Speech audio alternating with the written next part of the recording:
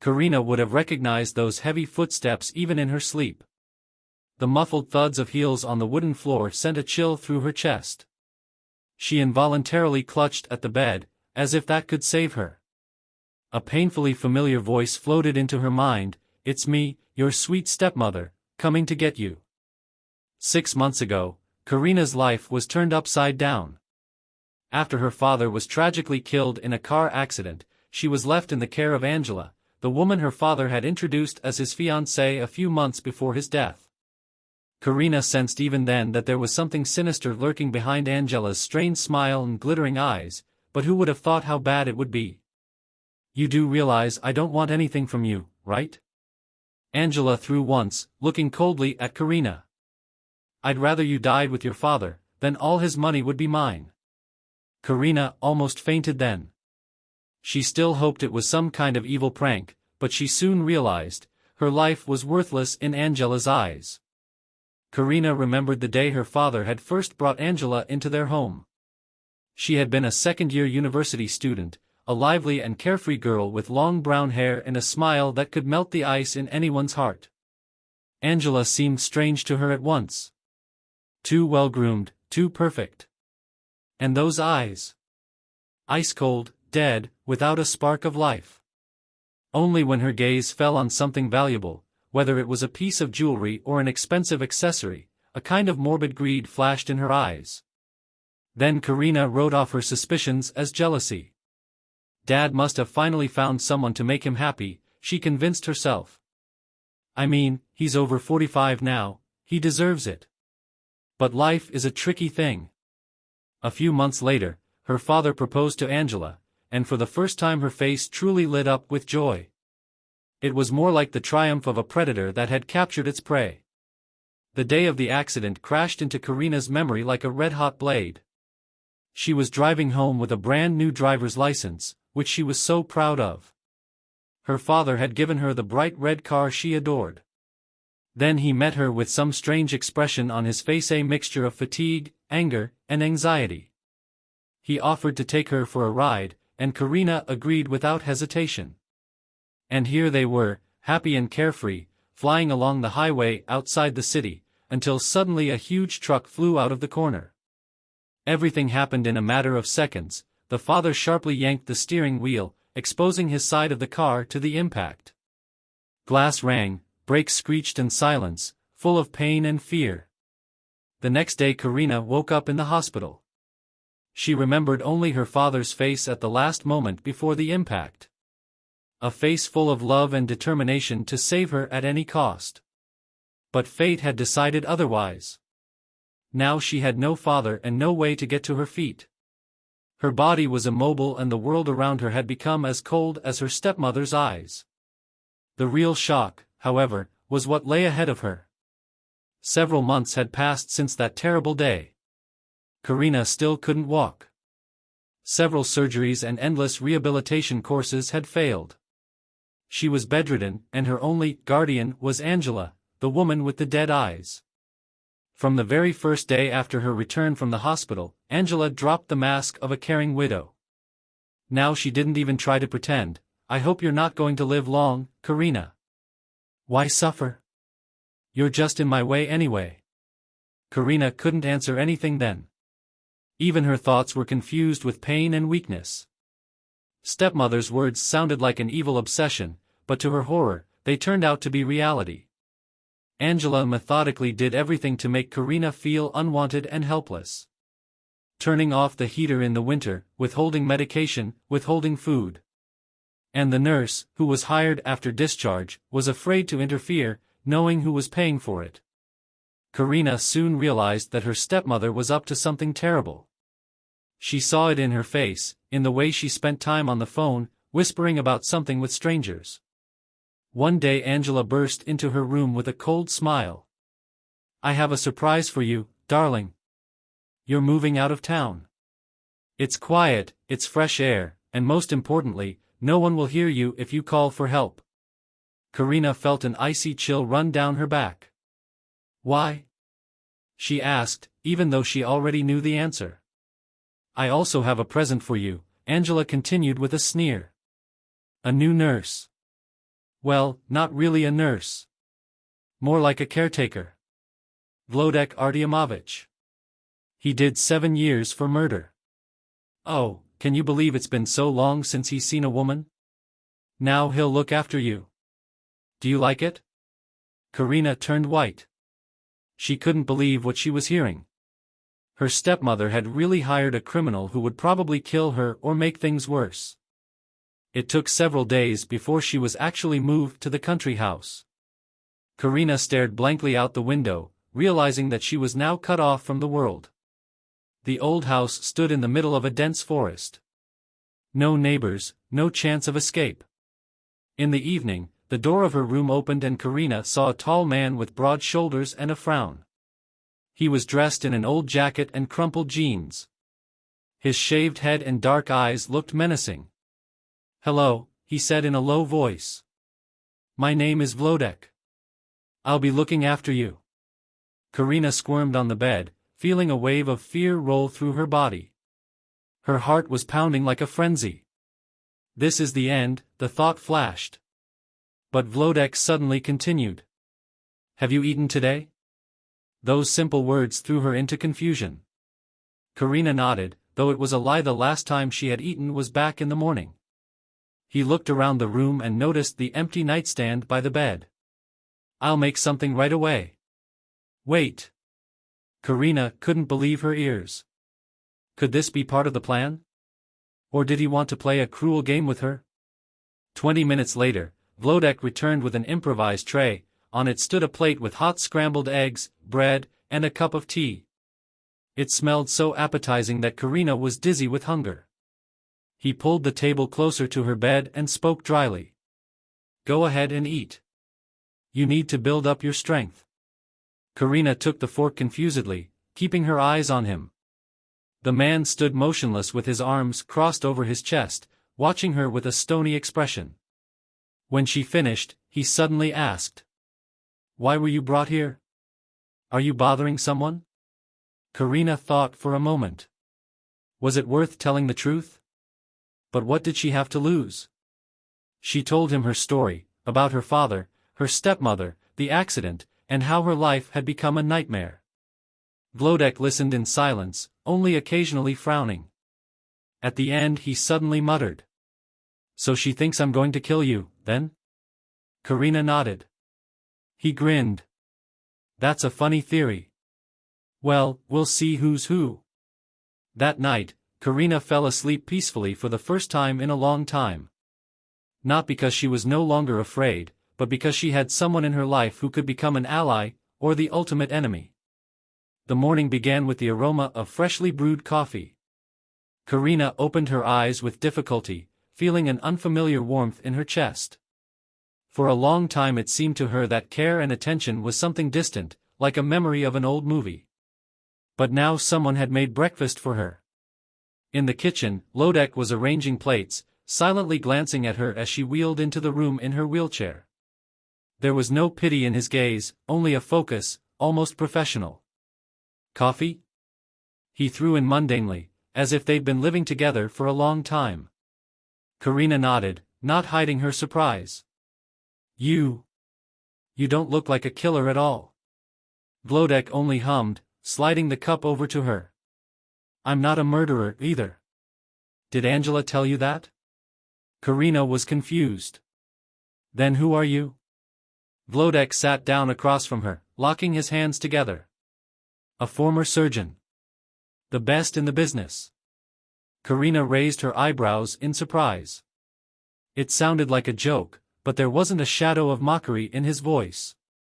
"If you were such a great doctor, how did you end up in prison in the first place?" Vlodek frowned, as if deciding whether to tell. His gaze became detached, and for a few moments it was as if he was back in the past. "I refused to keep quiet. I worked in a private clinic where the management bought substandard drugs. Surgeries became a deadly lottery. 6 patients died because of this crap. And they made me look bad. They had connections, but I only had a conscience." Karina listened with her mouth open, shocked by his story. For the first time in a long time, she felt ashamed of her fears. After a few days, Karina could already sit up a little on her own. Vlodek continued to nurse her in silence, spending his evenings reading medical books he had brought from somewhere. One evening Karina asked cautiously, "You didn't have to help me, did you?" "Why?" He slowly looked up at her. "It's simple. I like to fix what others have messed up." Karina felt her heart flutter. She was used to people either using her or ignoring her. But there was something different about Vlodek's words, an honesty devoid of any gain. Soon Karina began to notice how confidently he was analyzing her medical records, making some notes. One day she couldn't stand it. "Do you seriously think you can get me back on my feet?" He leaned over her chair, their faces quite close. "If you trust me, you have a chance." Karina hesitated, but what did she have to lose? She nodded. "Just promise me you won't leave me." Vlodek nodded as if making an unspoken pact. Another week passed. Karina could already stand on her feet with support. Vlodek was there every day, helping her overcome her weakness and fear. But they both knew they couldn't hide for long. Angela was probably already planning how to get rid of Karina for good. One evening, after a particularly hard workout, Karina asked, "Do we have any plan at all? Just sitting here waiting for her to come is suicide." Vlodek grinned crookedly. "There's something better. You said there was a friend of your father's who might be able to help?" Karina nodded. "Marek. He was always there for me.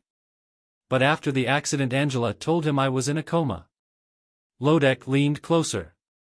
"So we need him to see you with his own eyes." Karina felt a new hope ignite inside. Late at night, Karina heard a car slow down beneath her windows. Her heart pounded in her chest. It could have been anyone, from Angela to a random lost driver. But there was a knock on the door. Karina stared tensely at the door, trying to cope with the panic that had set in. A dozen scenarios flashed through her mind, from Angela's antics to the police coming. She had barely had time to sit up on the bed when the door slowly opened. Standing in the doorway was Marek, an old friend of her father's. Beside him stood Vlodek, frowning and focused. Marek froze on the threshold, looking at Karina incredulously, as if he was afraid to believe his eyes. "Karina? Is it really you?" His voice trembled. Karina struggled to get to her feet, leaning on the headboard of the bed. The movement gave her a hell of a lot of pain, but at that moment, all she could think about was proving to him that she was alive. "Yes, it's me. Alive." Marek stepped forward, holding out his hands, but froze as if he was afraid to touch. His face contorted with anger and bitterness. "Angela said you were dying, that you'd never get up again." Karina grinned bitterly. "And you believed it?" Marek turned sharply to Vlodek. "How did you find her?" "Long story," Vlodek muttered. "But we don't have much time. We don't know when she'll be back." Marek nodded, glancing quickly around the room as if already planning an escape. "We have to leave right now." 15 minutes later, they were ready. Vlodek brought Karina to the car, gently placing her in the back seat. He himself sat next to her, looking out the windows warily, as if waiting for an ambush. Marek started the car and they slowly pulled away, leaving behind the gloomy house that had become Karina's prison. "Where are we going?" she asked. Marek didn't answer immediately, only squeezing the steering wheel so hard that his knuckles turned white. "To a man who can help us.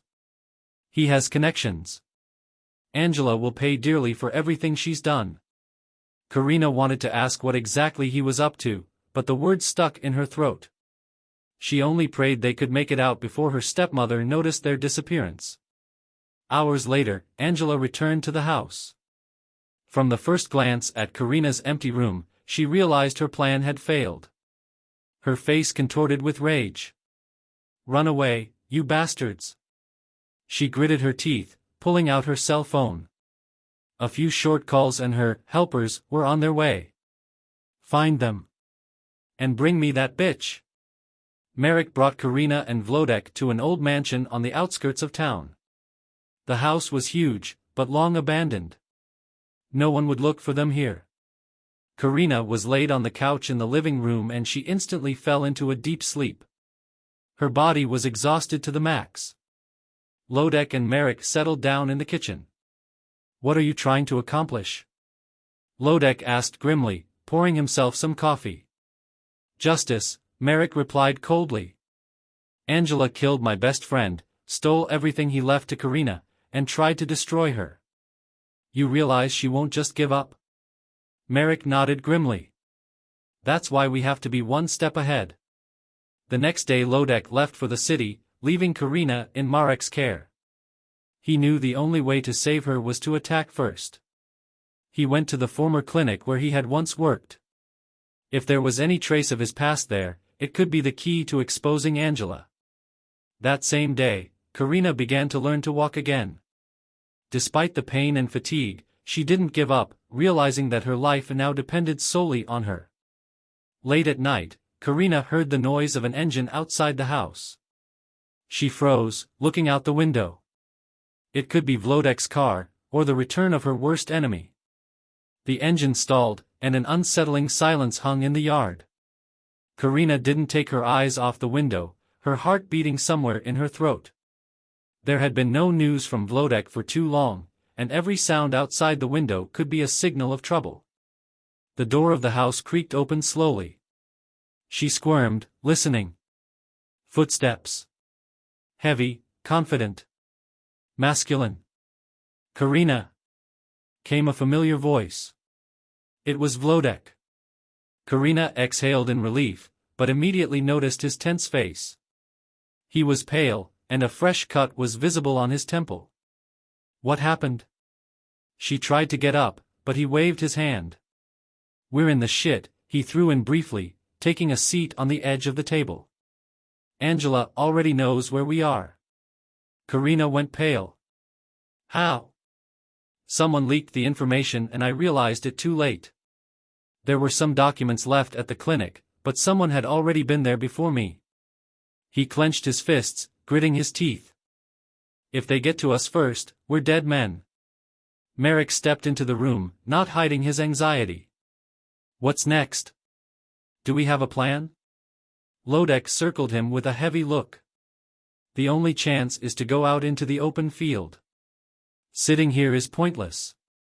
Karina noticed Marek's jaw clench, but he remained silent. Lodek clearly didn't trust him, and the feeling was mutual. "Do we have proof?" she asked cautiously. "Not yet," Vlodek admitted. "But if I can get to the clinic's database, we can pull all the records." Karina nodded. Giving up now would be foolish. That same night, they left the house. The old van Merrick had found looked like it might fall apart on the move, but there was no other transportation. Merrick drove, looking at the road with a stony expression. Lodek sat next to him, constantly checking his phone. Karina settled in the back seat, ready for any surprises. Several hours passed in silence, until suddenly headlights flashed on the horizon. A black Jeep was catching up with them at full speed. "Shit!" Vlodek scolded. "That's her." Merrick spun the steering wheel sharply, trying to evade the chase, but the Jeep was faster. The minibus squealed and skidded onto a dirt road. "Hold on!" Vlodek shouted, jumping outside with his gun in his hand. Karina frantically clutched her seatbelt, praying this wouldn't be their last stop. Bullets whistled through the air. Vlodek slid behind cover, covering the van with fire. Merrick, despite his age, was surprisingly agile, skillfully hiding behind the trees. Karina sat with her ears clamped shut, her heart pounding so hard it felt like it was going to jump out. Suddenly everything went quiet. Bullets no longer whistled, no footsteps were heard either. "Vlodek!" she called out in a trembling voice. There was silence in reply. She yanked the doorknob, trying not to make a sound. Her body trembled with fear, but it was even more frightening to stay where she was. As she struggled to get out, she saw a man lying on the ground. Vlodek. Blood was streaking down his arm, but he was alive. Hearing footsteps, he struggled to raise himself up. "Run, Karina. Run to Merrick." But Karina couldn't leave him. "No. We're together," she shouted, grabbing him under his arm and helping him up. From around the corner came the roar of an engine. The black Jeep was rushing toward them again, like a beast that had found its prey. Karina gritted her teeth, struggling to help Lodek move. They had to make it in time, or die here. The black Jeep's engine roared closer and closer. Karina felt panic squeezing her throat, but she kept pulling Vlodek forward, clinging to every bit of strength she had. "Come on," she whispered hoarsely, feeling the pain burning the legs that had recently refused to move.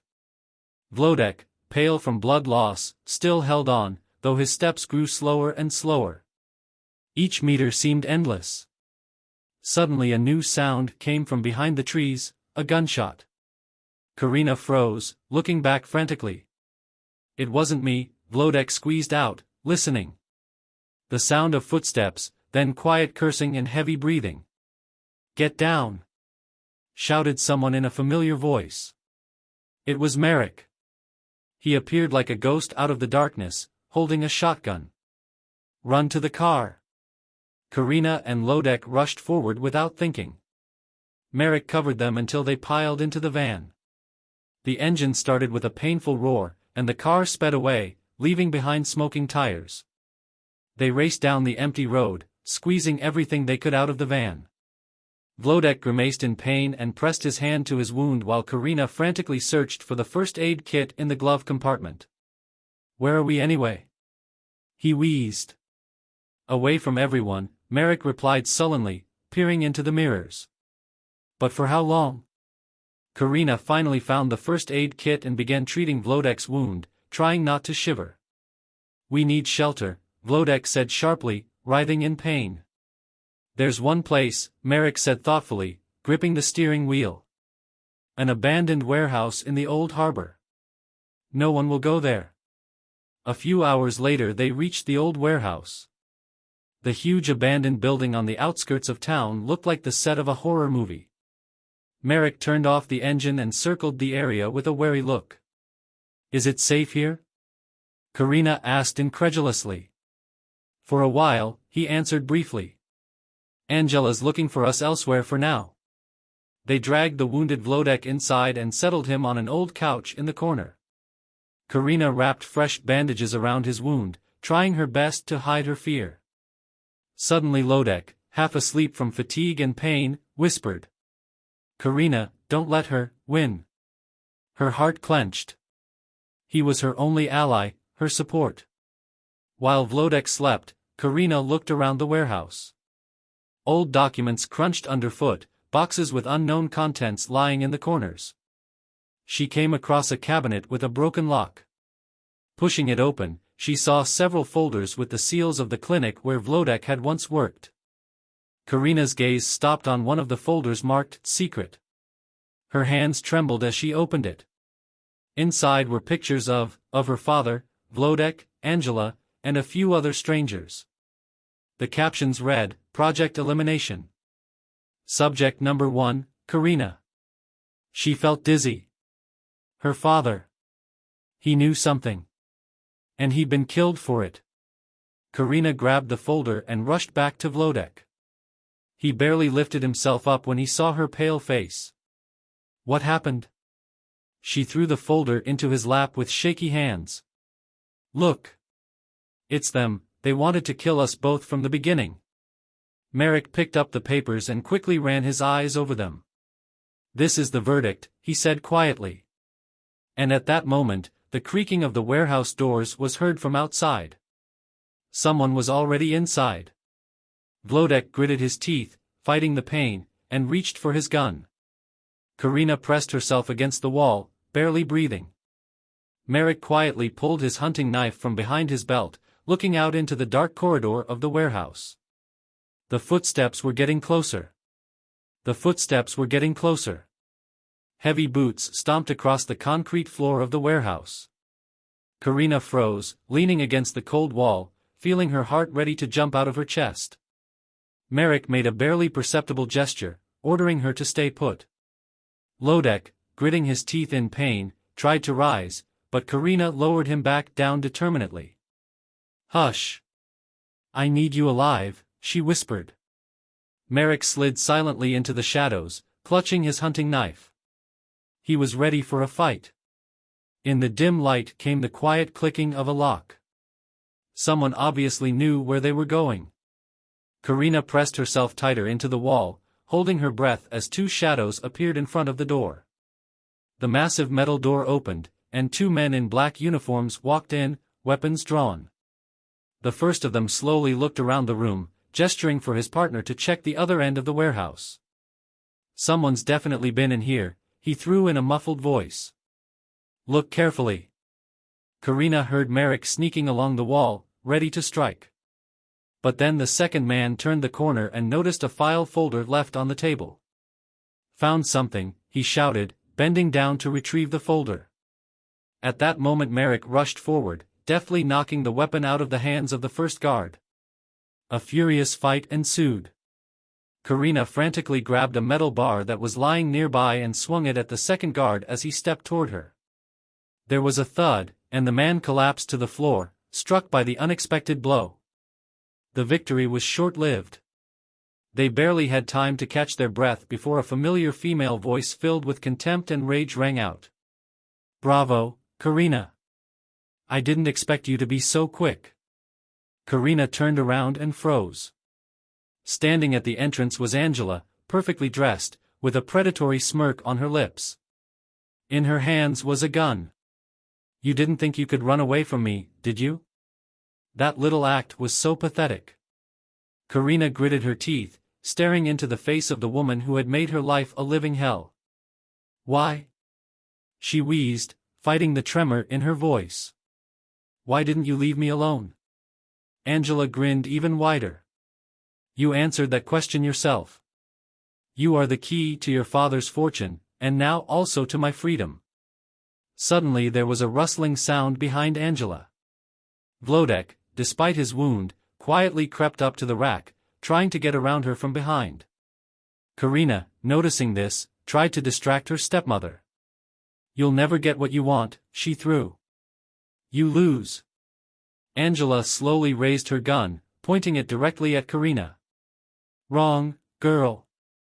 Tonight I'm going to finish what I started." But before she could fire, Vlodek gathered his last strength and lunged at her, knocking her to the ground. The gun flew out of her hands with a thud, rolling to the side.